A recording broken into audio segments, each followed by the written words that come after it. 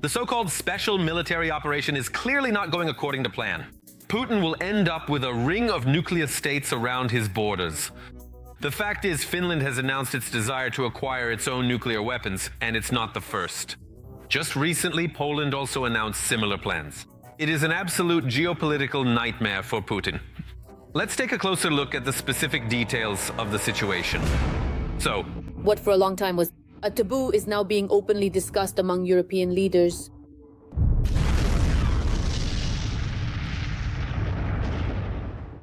The war that the Kremlin supposedly started to strengthen its own security has turned out to be far more dangerous for Moscow than Putin anticipated. Something the Kremlin has feared for decades will now appear at Russia's borders. A whole ring of states ready to participate in the nuclear deterrence system. Russia is a global bandit that creates nothing but threats and risks. In Finland, a country with more than 1,300 kilometers of shared border with Russia, is preparing to take an unprecedented step and reconsider one of the key laws of its defense policy.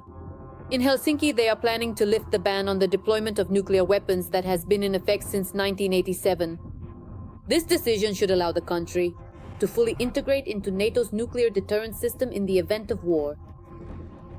This amendment is necessary so that Finland can carry out military defense as part of the alliance, and fully take advantage of the benefits of NATO's deterrence and collective defense. Similar discussions are becoming increasingly prominent in other European countries as well, but especially where the Russian threat is felt most acutely. In particular, Poland is increasingly talking about the need for its own nuclear protection. According to Bloomberg, Warsaw is striving to obtain its own nuclear capability. Poland takes nuclear security very seriously. As our autonomous capabilities grow, we will strive to prepare Poland for the most independent actions possible on this issue in the future. Countries that are open to, and there are more and more such dialogues. Previously, Sweden, Denmark, and Norway had expressed their readiness to discuss nuclear deterrence. These are states that until recently adhered to the most cautious defense policies. Sweden is ready to participate in these important negotiations alongside others. Against this backdrop, France's role is also growing stronger. It is the only European Union country with its own nuclear arsenal. Paris is actively discussing with its European allies the possibility of strengthening the so-called nuclear umbrella over Europe in case the continent's security comes under direct threat. My responsibility is to ensure that our deterrence continues to maintain its destructive power in a dangerous, volatile, and unstable environment. That is why I have ordered an increase in the number of nuclear warheads in our arsenal. We will no longer disclose the numbers of our nuclear arsenal, unlike what may have been done in the past. To be free, you must command respect, and to command respect, you must be strong. And although Washington insists that the United States is still prepared to guarantee European security with its nuclear capabilities, in Europe, the idea is increasingly voiced that relying on a single ally is no longer enough. Russia does not have the capacity to maintain, to expand, or to participate in this arms race.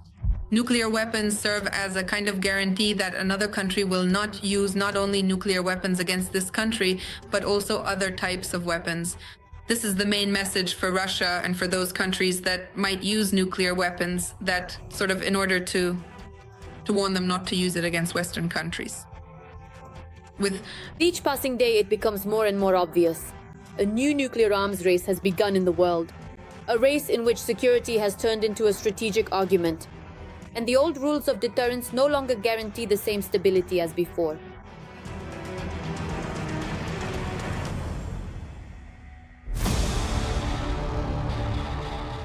and now it's time to analyze the operational situation on the Konstantinovka front direction. The enemy army's bloody rampage continues. And here, on the Konstantinovka front, the invaders carried out 10 offensive actions in the areas of the settlements of Konstantinovka, Ivanopolya, Ilyinovka, Rusinyar, and Sofievka. And here is another very telling story. General Salikov, Shoigu's deputy when he headed the Russian Ministry of Defense, is facing prison for corruption. But Salikov is just one link in a colossal chain of bribe takers and squanderers that have proliferated in the Russian military leadership. We will tell you about them, and it will be very interesting. The chill in the Russian Ministry of Defense did not last long, the investigation reached Shoigu's closest associate, Ruslan Salikov. No one knows as much about the former minister and Putin's friend as he does. Salikov followed Kuzhugetovich around like a Decembrist's wife. No one was closer to Sergei Shoigu. I even think his mistress is less close to him than Salikov because it's been more than 30 years. In every position, whether it was the governorship in the Moscow region or whether it was a post in the Ministry of Emergency Situations or the Ministry of Defense, everywhere he was his closest and first deputy. So this is a super trusted guy, a person who, of course, is not a military man, not an emergency services worker, not a politician, but he held these important positions and everywhere he was one of Sergei Kuzhugetovich's main money men. And we see that now, when he has already been taken down, Shoigu is left without his closest associates at liberty. The only thing is, unlike the Decembrists of the jungle, Salikov never renounced his privileges, let alone his wealth. Of course, like any proper Russian official with a mediocre salary, he registered everything in his children's names. And Ruslan Salikov has as many as 4 children. And investigators from Navalny's team claim that Dad managed to provide for all of them. Through their company, Liza and Yulia Tsalikova bought a 264 square meter property in the Moscow business center Crosswell Kamovniki for 132 million rubles. And several office spaces at 24 Pozledny Lane with a total value of 85 million rubles. Salikov's sons, Daniel and Zara, were even luckier. They own real estate using the same scheme as their sisters. Through their company Dominus Z, the brothers bought 2 plots of land in the village of Krasnoye in Domodedovo. One of them, however, they have already managed to sell. Each plot is almost 1,000 sotkas and costs 260 million rubles apiece. The Tsalikovs also registered 5 more properties to Dominus Z at once, with a total area of over 1,000 square meters. The Shugo factory business centers on Zemlyanoy. They are worth almost 400 million. They bought up real estate quite recently, right during the war. In total, we found that the children of the Deputy Minister of Defense own property worth 1,100,000,000 rubles. If we don't pay attention to our own children, then why, excuse my language, did we even have them? In the Ministry of Defense, Salikov was in charge of propaganda.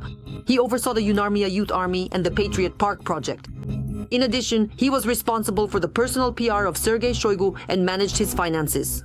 Salikov supervised the Department of Financial Control, meaning he managed the ministry's enormous budget. Ruslan Salikov is something like a Grand Vizier, steward, treasurer and chief financial officer all rolled into one. In the Ministry of Defense, especially during the period we know particularly well, he handled the most important assignments that came directly from Sergei Shoigu. If something needed to be distributed, land in some village, for example, it was Ruslan Salikov as a general and deputy minister who handled this. If someone needed to go and negotiate sensitive issues, that was also Ruslan Salikov's responsibility. If it was necessary to divvy up, without exaggeration, a 1 trillion ruble budget allocated for construction for the Ministry of Defense, Ruslan Salikov was the one who handled it.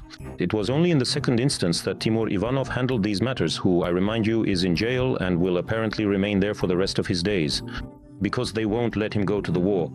It was Timur Ivanov who, after being put in pre-trial detention, informed on his boss, Salikov. And, as reported by the media, Salikov himself even came in for a face-to-face confrontation. According to VCHK OGPU, they had planned to detain the general as early as last spring.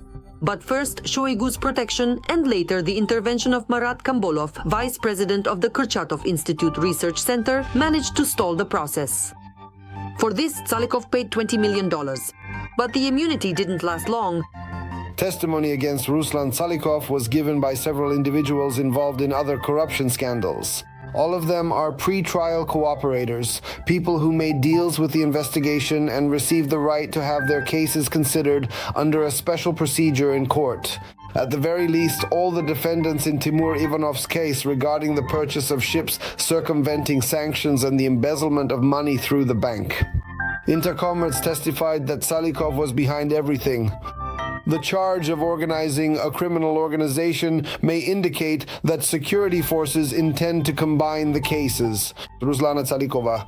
With the cases of 2 other former Shoigu deputies, Pavel Popov and Timur Ivanov, as well as other high-ranking officials of the Russian Ministry of Defense. Already now, Russia's main propagandists are reporting that Salikov could end up behind bars for 20 years. Moreover, all his property could be confiscated in favor of the state. Ruslan Salikov is the last of the 4 associates of Sergei Shoigu who came with him to the Russian Ministry of Defense. And now, in the highest offices of Moscow, they are searching for an answer to the question: will Shoigu's closest associate betray him, and what will Putin decide? Will he really forget their fishing trips together and the pine nuts in the taiga? We are high above the clouds. Much higher than the clouds.